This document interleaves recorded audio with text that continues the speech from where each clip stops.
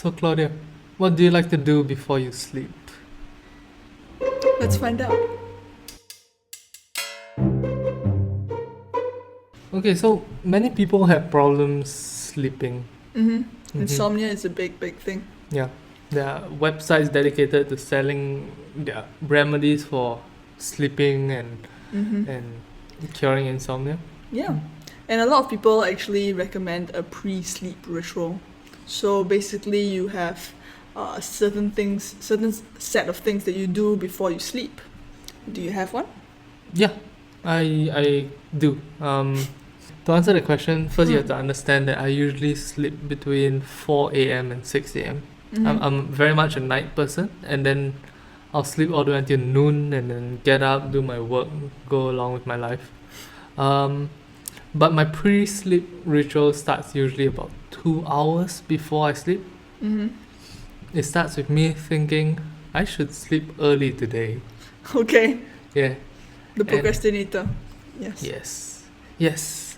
So I'll tell myself that I need to go and sleep, and I'll maybe watch this last episode of this one show, or read this one last article of this one story. I just find myself clicking and opening new tabs and going down this deep rabbit Spiral. hole. Yes, Yeah. yes. And then We've before I all know been it, there. the sun is up. The sun is visible right at the edge of the horizon out my window. And then, it's not an early sleep anymore. Yes.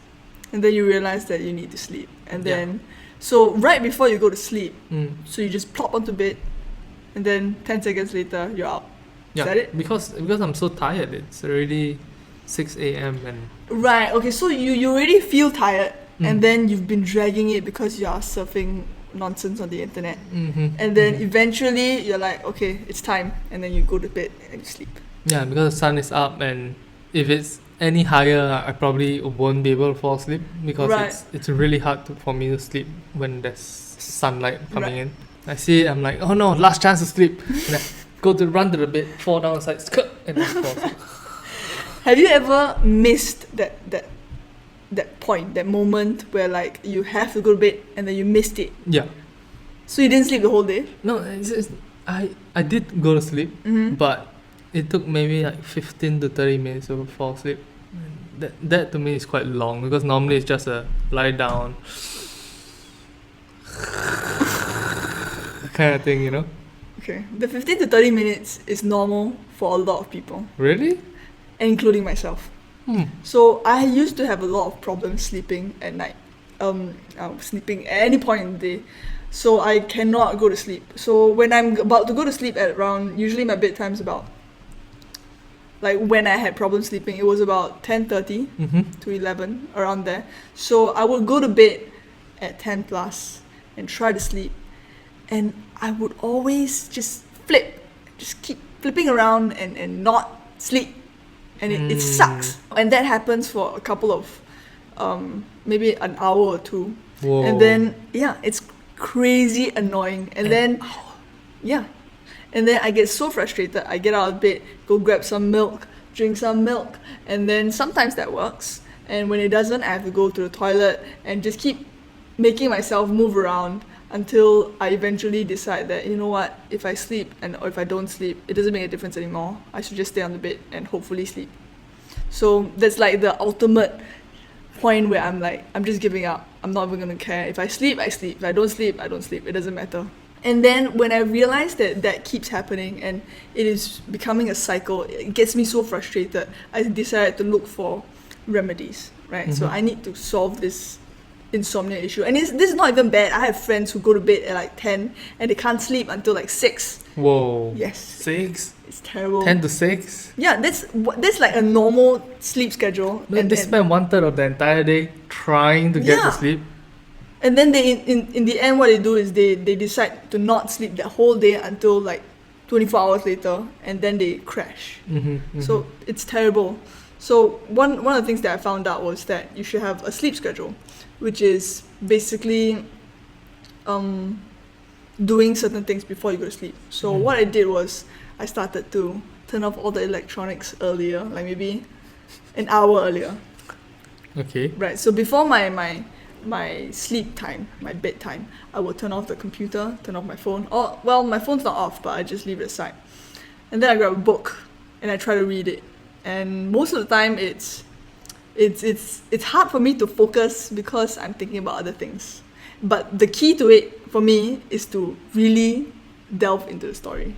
And once that happens, once I realize that I'm actually focusing on the story, then that's when I know that I can stop and I can go to sleep. Because what that helps me to do is it clears out all my other thoughts.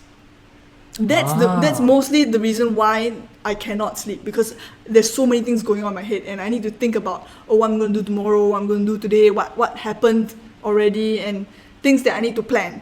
So that's like shit firing up in my brain. Yeah, and when reading the story, that helps me clear everything out. Yeah, so then that's when I know, okay, I can do this, I can sleep. I see. Then I So go. it's not so much the story itself makes you want to go to sleep. It's No. The story is a tool that helps you clear your mind. Yes. Or I guess some Interesting. people would choose to meditate, or some people would choose to listen to light music, or whatever helps you. But reading helps me because it helps me focus. When I was younger and I slept earlier. Slept earlier, guys. No! I used to do this thing that I read on the internet. It's called self-hypnosis.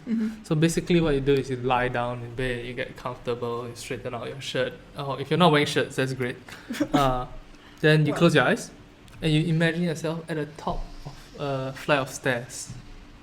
And then you slowly walk down the stairs, counting in your head the number of steps you take slowly, one after another, and you feel your body getting relaxed. And then it basically follows this pattern of helping yourself relax more and more. And usually I find that once I hit stair 3 or 2, as in, because I set 10 steps. So as I walk down, I count how many steps there are left, and usually by the time I hit 3 or 2, I fall asleep. Well, that is a miracle. One time though, I drank chamomile. What's chamomile? It's a calming tea. Oh. So I drank that out like a light. Really? Is it a placebo, or do you think it actually made you... I only knew that it was calming. I didn't know that if I drank it, I'm going to fall asleep. So I coincidentally just drank it like at night. Because I know, it's calming, I need to be calm because I'm usually just very anxious thinking about random shit, you know. So I drink it and then I'm like, I'm falling asleep. So I went to sleep and it worked. Nice.